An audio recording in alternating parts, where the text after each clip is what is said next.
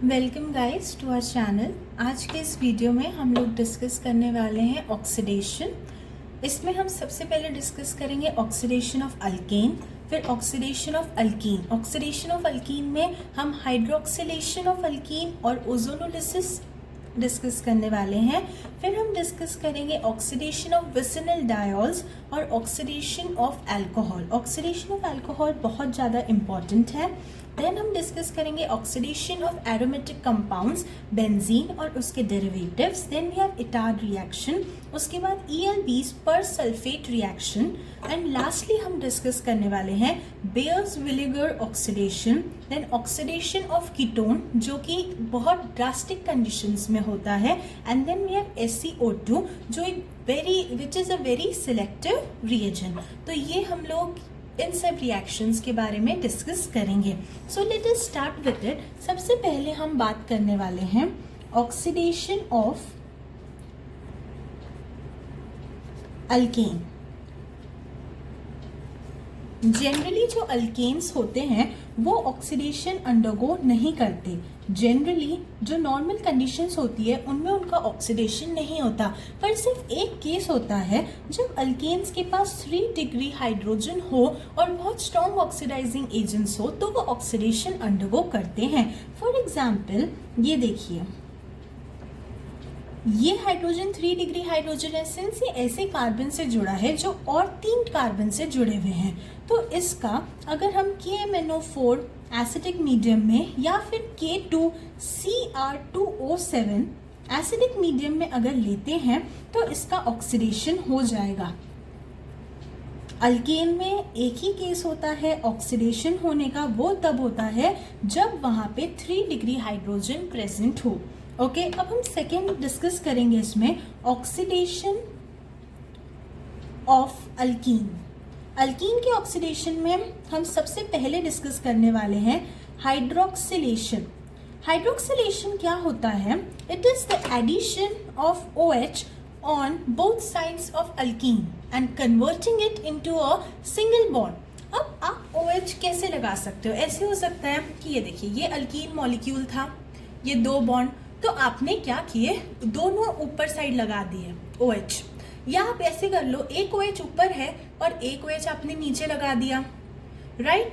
तो ये 2 तरीके हैं। इसे हम कहते हैं सिन एडिशन और anti addition. Syn addition and anti addition.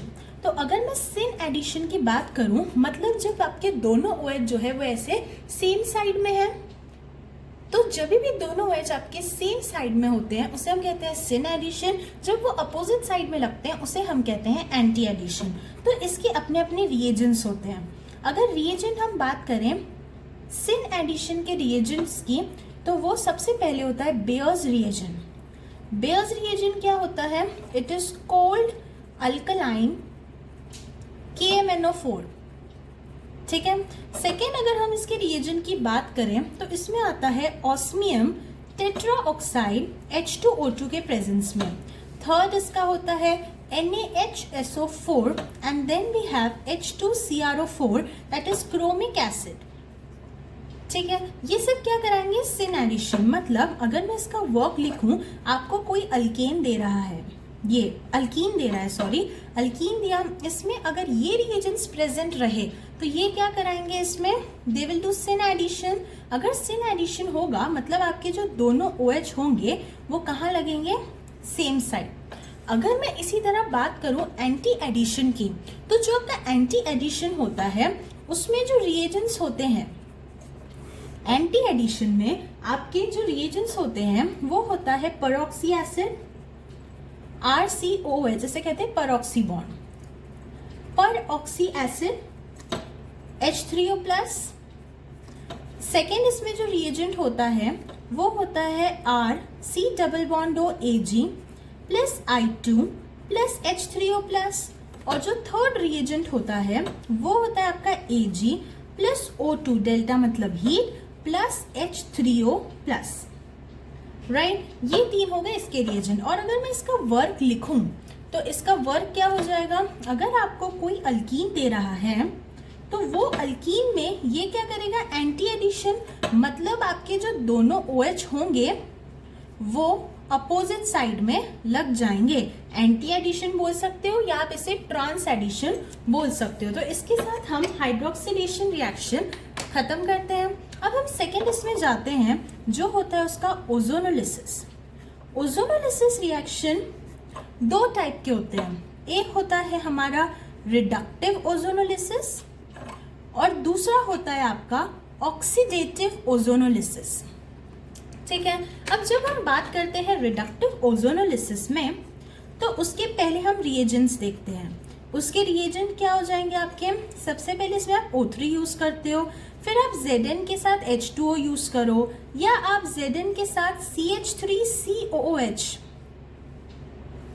ये यूज कर लो, या आप Me2S के साथ वाटर यूज कर लो, ये तीन चीज।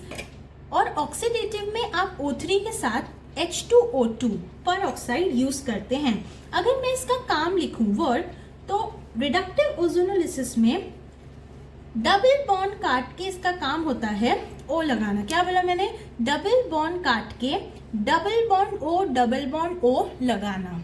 तो अगर मैं इसका फिर से फाइनली लिखूं तो क्या हो जाएगा, ये C डबल बॉन्ड O आ गया, ये डबल बॉन्ड काट के plus R' C double bond O और H।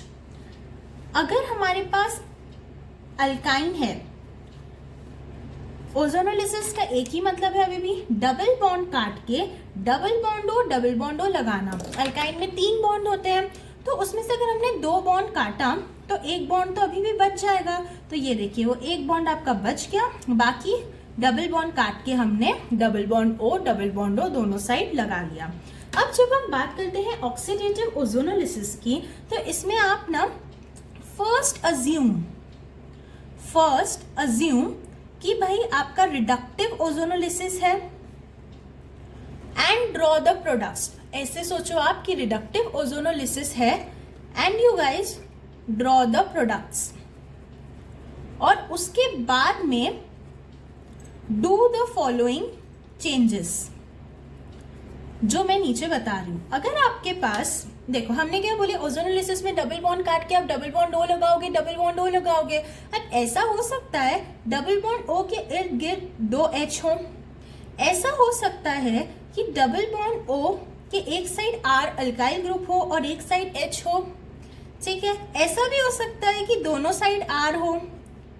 ठीक है, तो जब दोनों साइड H रहते हैं तो CO2 और H2O ये फाइनल प्रोडक्ट जाता है। अगर एक साइड सिर्फ H रहा तो वो H की जगह लगा देगा OH, बट यहाँ पे तो कोई H नहीं है, दोनों R है, तो कोई चेंज हो क्या गया यहाँ पे, नहीं।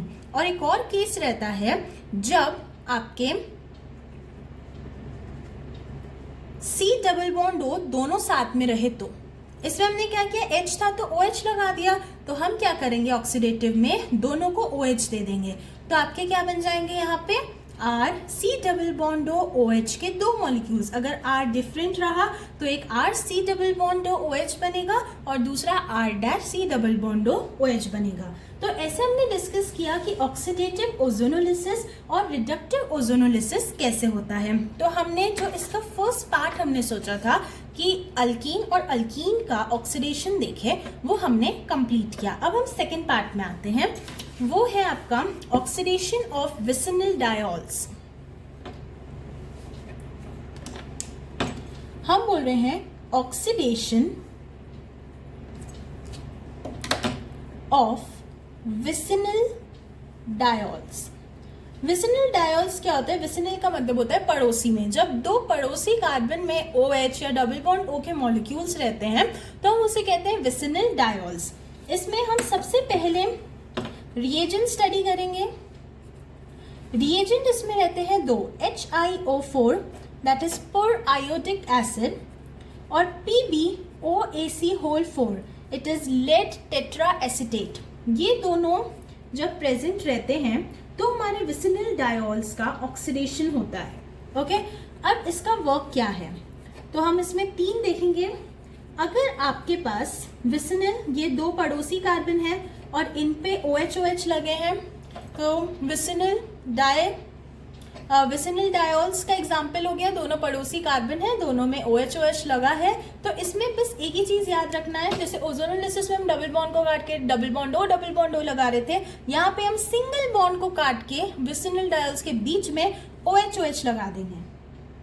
फाइन, तो इसके प्रोडक्ट्स क्या बन जाएंगे आपके, RCH, ये OH पहले से था, एक और OH आ गया, प्लस R-CH OH, और एक OH हमारे इसके कारण आ गया, रिएजेंट के कारण HiO4 या लेड टेट्रा एसीटेट के कारण।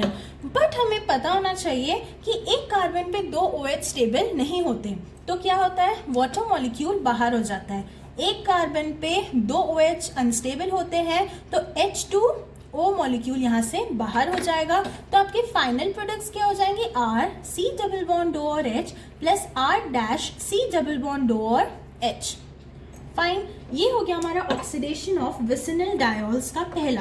अब हम इसके सेकंड पे बात करें, ऐसा भी तो हो सकता है C+O साथ में आए, बट हमने जो बोला था कि जब भी ऐसे विसिनल डायोल साथ में रहेंगे और आप HiO4 या ये रिएजेंट को यूज करेंगे, तो हम क्या करेंगे, बस काट के यहाँ OH OH लगाएंगे, तो आपका इसमें प्रोडक्ट क्या बन जाएगा, R-C+O प्लस R-C+O। फाइन, अब ऐसा हो सकता है ना कि आपने लिया R-C+O, ऐसा कुछ मतलब OH है यहाँ पे और यहाँ पे डबल बॉन्ड O है, तो ऐसे केसेस में भी हम बस इसे काटेंगे और OH OH दोनों साइड लगा देंगे। तो आपका प्रोडक्ट क्या हो जाएगा, R-C+O और हो जाएगा वो C, इधर R, ये H OH और हमने एक OH ऐड किया, बट हमें पता है अगेन ये स्टेबल नहीं होगा, तो ये किस में कन्वर्ट हो जाएगा, R-C+O और H, वाटर मॉलिक्यूल यहाँ से हट जाएगा। तो ये 3 केसेस थे हमारे विसिनल डायोल्स के ऑक्सीडेशन के। अब हम फर्दर बात करते हैं ऑक्सीडेशन ऑफ अल्कोहल्स। गाइस, ये बहुत इंपॉर्टेंट टॉपिक रहता है। इसमें एक चीज आपको ध्यान रखनी है बस, वो है कि अगर आप 1 डिग्री अल्कोहल लेते हैं, 1 डिग्री अल्कोहल अगर आपका वीक ऑक्सीडाइजिंग एजेंट है, if you have a weak oxidising agent, तो आपका 1 डिग्री अल्कोहल एल्डिहाइड में कन्वर्ट होता है। और अगर आपने स्ट्रॉन्ग ऑक्सीडाइजिंग एजेंट ले लिया, तो एल्डिहाइड जो है कार्बोक्सिलिक एसिड में कन्वर्ट हो जाएगा। अगर आप 1 डिग्री अल्कोहल से डायरेक्ट कार्बोक्सिलिक एसिड में जाना चाहते हैं, तो भी आप स्ट्रॉन्ग ऑक्सीडाइजिंग एजेंट का यूज करेंगे।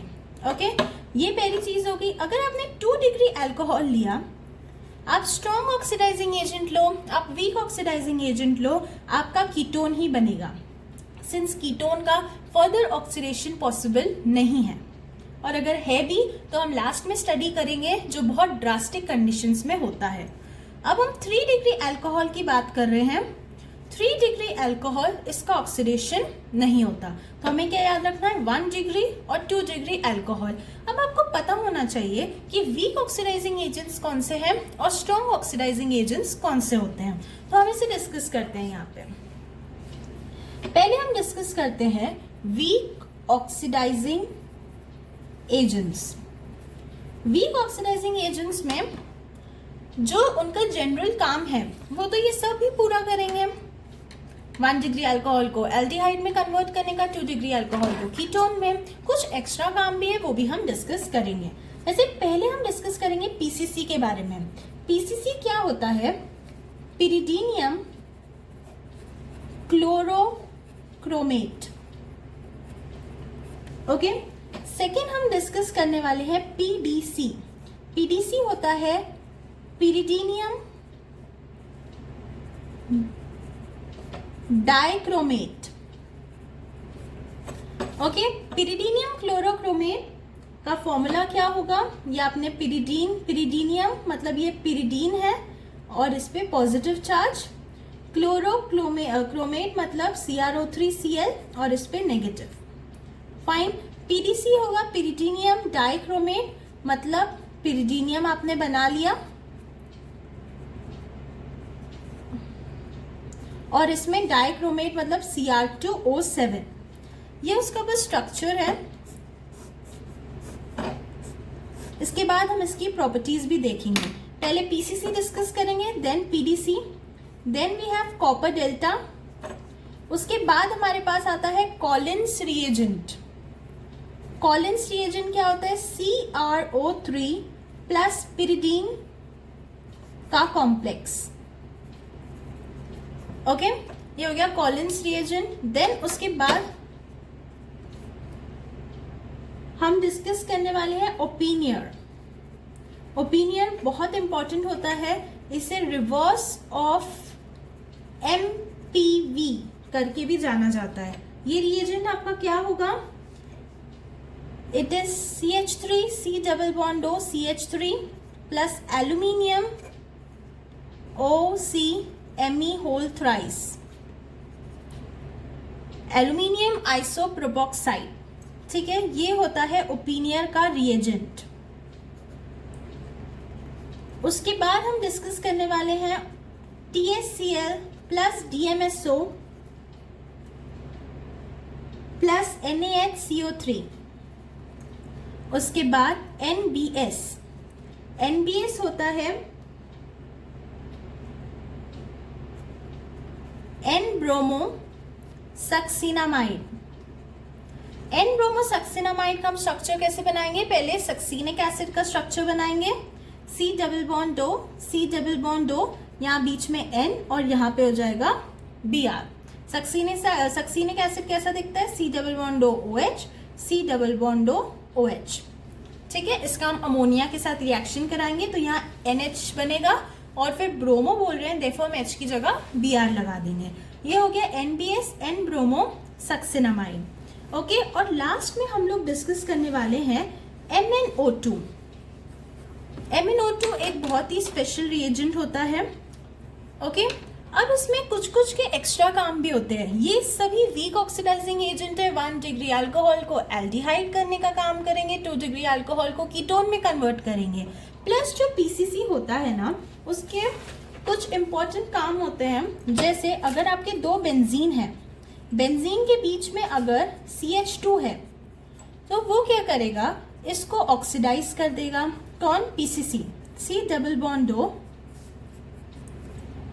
प्लस इसका एक और काम होता है, अगर आपके पास विनाइल ईथर होगा तो वो उसे ईस्टर में कन्वर्ट कर देगा। विनाइल ईथर क्या होता है? CH2 double bond CH OCH3। ये है विनाइल ईथर, सिंस OCH3 है इसमें।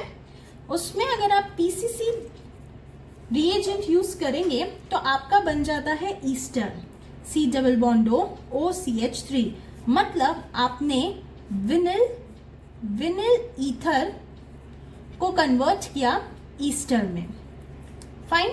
पीडीसी के कोई खास माने जो नॉर्मल वर्क है वीक ऑक्सीडाइजिंग एजेंट के वो करेगा, बट कुछ स्पेशल वर्क नहीं है। अब कॉपर डेल्टा के जो नॉर्मल वर्क है 1 डिग्री अल्कोहल 2 डिग्री अल्कोहल वो करेगा, बट अगर उसके सामने अपने 3 डिग्री अल्कोहल ले आए ना कॉपर डेल्टा के सामने, जैसे for example CH3C CH3 CH3OH, तो कॉपर डेल्टा क्या करता है? ऑक्सीडाइज तो कर नहीं सकते 3 डिग्री अल्कोहल को, बट एलिमिनेशन रिएक्शन वहां पे परफॉर्म कर देता है। मतलब यहाँ का H यहाँ का OH H2O बाहर करेगा और डबल बॉन्ड यहाँ पे ले आएगा। ये उसका स्पेशल वर्क है। फाइन। कॉलिन्स रिएजेंट का कुछ स्पेशल वर्क हम नहीं पढ़ेंगे। ओपिनियर जो क्या है ना, ओपिनियर अगर आप लेते हो, फॉर एग्जांपल आपने ले लिया 1 डिग्री अल्कोहल, उसके साथ आप अगर ओपिनियर यूज कर रहे हो ये एल्यूमिनियम आइसोप्रोपोक्साइड के साथ, तो आपका 1 डिग्री अल्कोहल किस में जाएगा? एल्डिहाइड में, सिंस वीक ऑक्सीडाइजिंग एजेंट में कैटेगरी में ये आता है, तो ये गया आपका एल्डिहाइड में। प्लस इसका आपने क्या किए? ऑक्सीडेशन। तो जो दूसरा होगा उसका क्या होगा? रिडक्शन। ये होती है ओपिनियर की खासियत। इसका क्या होगा? रिडक्शन। अगर मैं बात कर रही हूं इसके रिडक्शन की, तो यहां आ जाएगा OH और ये हो जाएगा CH3। मतलब ये डबल बॉन्ड O से कहां चले गया? अल्कोहल में। कीटोन से गया अल्कोहल में। फाइन। THCl, DMSO, NaHCO3 इसका भी कोई स्पेशल फंक्शन नहीं होता। हम NBS की बात करें तो इट इज अ ब्रोमिनेटिंग एजेंट, मतलब ये ब्रोमीन का एडिशन करता है, पर कहाँ पे? At allylic and benzylic position, और वो भी by free radical mechanism. Fine. और जो MnO2 होता है ना, MnO2 एक स्पेशल रिएजेंट होता है, ये सिर्फ अलाइलिक एंड बेंजाइलिक अल्कोहल के साथ ही रिएक्शन शो करता है। फॉर एग्जाम्पल, अगर आपके एलाइलिक पोजीशन क्या होती है, ये जो sp3 हाइब्रिडाइज्ड कार्बन होता है, ये होता है एलाइलिक पोजीशन। यहाँ पे अगर कोई अल्कोहल रहा, ये अगर यहाँ पे अल्कोहल रहा, ये 1 डिग्री अल्कोहल है, तो ये इसे ऑक्सीडाइज करेगा।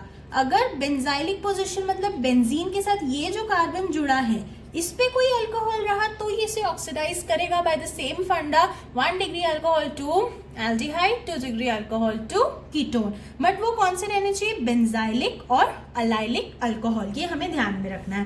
तो ये जो 8 थे वीक ऑक्सीडाइजिंग एजेंट, ये हमने पढ़ा। अब हम बात करते हैं स्ट्रॉन्ग ऑक्सीडाइजिंग एजेंट्स की। Strong oxidising agent, strong oxidising agent जो आपके रहते हैं 3 हैं। सबसे पहले आप एसिडिक मीडियम लो या बेसिक मीडियम, KMnO4। सेकेंड है एसिडिक मीडियम में K2Cr2O7, और जो आपका थर्ड है वो है जॉन्स रिएजेंट। जॉन्स रिएजेंट बहुत इंपॉर्टेंट है, राइट। इसमें आपके कौन कौन से रहेंगे जॉन्स रिएजेंट में? वो है CrO3 प्लस H2O इन एसीटोन, ऐसा लिखा रहा, मतलब वो जॉन्स रिएजेंट है। या फिर वो ऐसा भी लिख सकता है CrO3 इन डाइल्यूट H2SO4, CrO3 इन डाइल्यूट H2SO4 प्लस एसीटोन। या फिर वो लिख सकता है H2CrO4 इन एसीटोन। ये सभी हमें क्या बता रहे हैं कि वो है जॉन्स रिएजेंट। ये स्ट्रॉन्ग ऑक्सीडाइजिंग एजेंट है, मतलब 1 डिग्री अल्कोहल को करेंगे कार्बोक्सिलिक एसिड में, 2 डिग्री अल्कोहल को करेंगे कीटोन में। ये फंक्शंस तो तीनों निभाएंगे। इसके अलावा एक्स्ट्रा काम क्या करते हैं, हम वो डिस्कस करते हैं। तो KMnO4 एसिडिक बेसिक मीडियम जो ऊपर लिखा है, K2Cr2O7, इनका एक्स्ट्रा काम है ये अलाइलिक और बेंजाइलिक पोजिशन, ये दोनों में ही ऑक्सीडेशन शो करते हैं। फाइन, ये हो गया इनका एक्स्ट्रा काम। अब जॉन्स रिएजेंट जो है, और सॉरी ये KMnO4 K2Cr2O7 का नहीं है, ये जॉन्स रिएजेंट का एक्स्ट्रा काम है। जॉन्स रिएजेंट क्या करेगा? एलाइलिक और बेंजाइलिक पोजीशन पे ऑक्सीडेशन शो करेगा। और जो KMnO4 K2Cr2O7 है ना,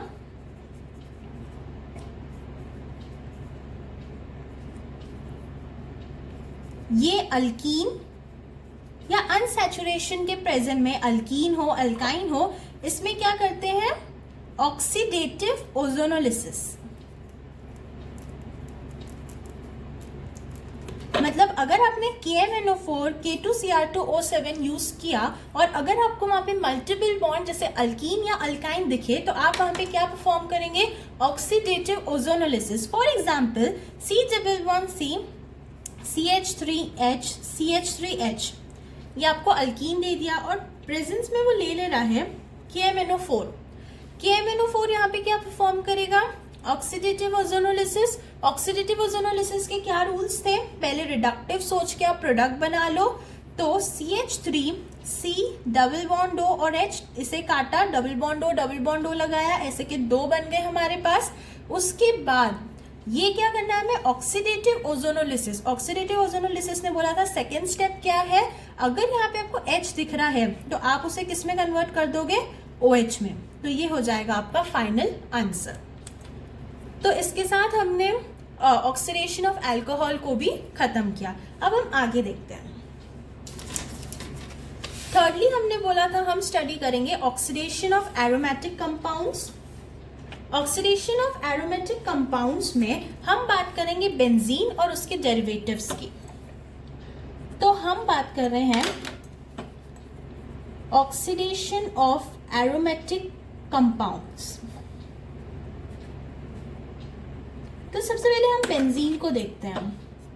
अगर आपने बेंजीन लिया है और आप KMNO4 या फिर K2Cr2O7 यूज कर रहे हैं तो कोई आपका ऑक्सीडाइजिंग एजेंट का काम ये वहां पे नहीं कर पाएंगे, ऑक्सीडेशन नहीं कर पाएंगे।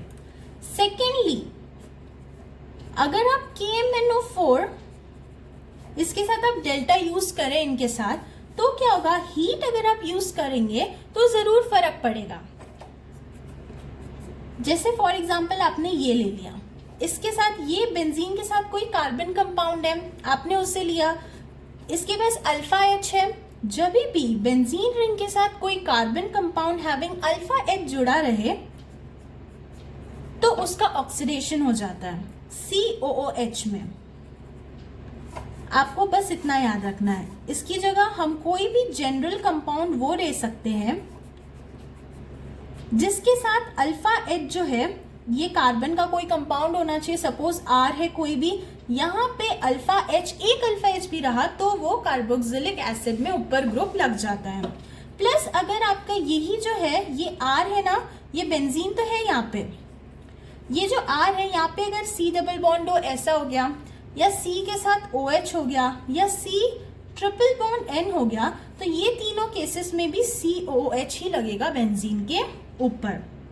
ये आपको ध्यान में रखना है। अगर क्या यूज किया आपने, डेल्टा। सेकेंडली, अगर आपने ये तो आपने H+ मीडियम में यूज किया है, अगर आप KMNO4 को बेसिक मीडियम में यूज करेंगे तो यहाँ पे हर केस में तो कार्बोक्सिलिक एसिड बन रही थी, बट बेस क्या करेगा, एसिड का H ले जाएगा, तो सेम रूल्स वही है, बस यहाँ पे बनेगा COO- आयन, सिंस H+ कौन ले गया, बेस। अब हम बात करते हैं V2O5 250 डिग्री सेल्सियस। अगर आपने ये रिएजेंट यूज किया तो बेंजीन जो है OH ये उस पे लग जाता है, और अगर आपने V2O5 500 डिग्री सेल्सियस यूज किया तो क्या हो जाएगा, ये एक 5 मेंबर्ड रिंग में कन्वर्ट हो जाता है ये स्ट्रक्चर में, और ये आपको ध्यान में रखना है। एक और इम्पॉर्टेंट बात होती है, अगर मैं आपसे पूछूं कि ये एक कंपाउंड है, इसमें बताओ ऑक्सीडेशन, अगर मैं V2O5 500 डिग्री सेल्सियस लूं तो इसमें किसका ऑक्सीडेशन होगा। तो सबसे पहले हम जाते हैं बेसिक से। ऑक्सीडेशन का मतलब क्या होता है, लूजिंग इलेक्ट्रॉन, और इलेक्ट्रॉन कौन लूज करेगा, जिसके पास इलेक्ट्रॉन होंगे। फाइन। अगर NO2 क्या होता है, इलेक्ट्रॉन विड्रॉइंग ग्रुप, मतलब ये क्या है, इलेक्ट्रॉन डेफिशिएंट, और ये कौन है, इलेक्ट्रॉन रिच। तो ऑक्सीडेशन कौन करेगा, जिसके पास इलेक्ट्रॉन होंगे, जो इलेक्ट्रॉन रिच होगा, तो इसका ऑक्सीडेशन होगा। हमने पढ़ा है V2O5 500 पे क्या करता है, ये कंपाउंड फॉर्म करता है। तो इसका फाइनल आंसर क्या हो जाएगा, ये ऐसे ही, और इसका हो गया ऑक्सीडेशन, डबल बॉन्ड O, बीच में O, डबल बॉन्ड O, और ये यहाँ पे। तो ऑक्सीडेशन ऑफ एरोमेटिक कंपाउंड में आपको ये बातें ध्यान में रखनी है। हम उसमें और भी कुछ पढ़ेंगे, वो है आपका इटार्ड्स रिएक्शन। इटार्ड्स रिएक्शन में सबसे पहले रिएजेंट क्या होता है, रिएजेंट होता है CrO2Cl2। वो क्या होता है, क्रोमिल क्लोराइड। किसके प्रेजेंस में, अनहाइड्राइड के प्रेजेंस में। अब इसका वर्क क्या है, ये काम क्या करती है, तो जो आपका टोलुइन होता है ना, अगर आपने यहाँ पे इटार, ये वाला जो क्रोमिल क्लोराइड है, ये रिएजेंट यूज किया तो उसका क्या करेगी, वो एल्डिहाइड में कन्वर्ट कर देगी।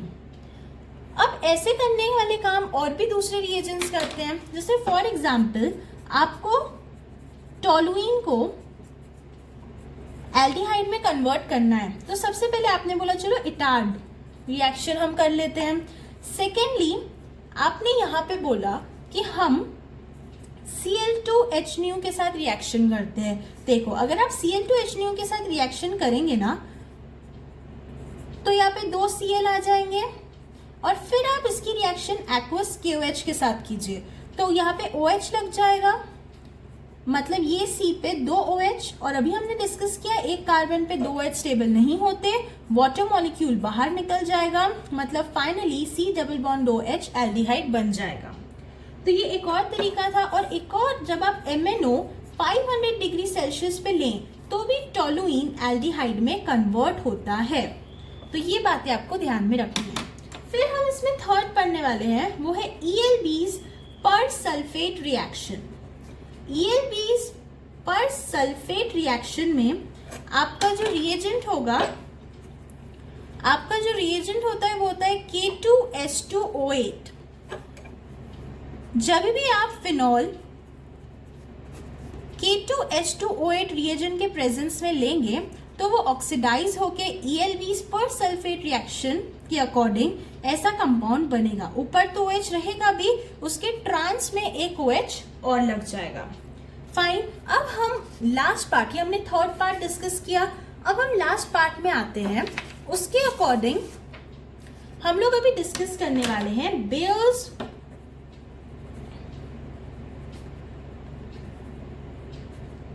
Villager oxidation.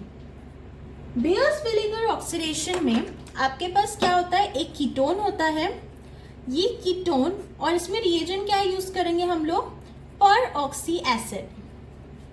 हमने यूज किया है क्या, पर ऑक्सी एसिड। पर ऑक्सी एसिड क्या करता है, ये वाला जो O, पर ऑक्सी एसिड, ये क्या करेगा, ये वाला जो O है इसको यहाँ बीच में डाल देगा, या यहाँ, मतलब आपका RC double bond O R dash भी प्रोडक्ट बन सकता है, ROC double bond O R dash भी बन सकता है। अब आपको क्या पता कि ये O कहाँ पे डालना है, तो इसका रूल होता है O will be attached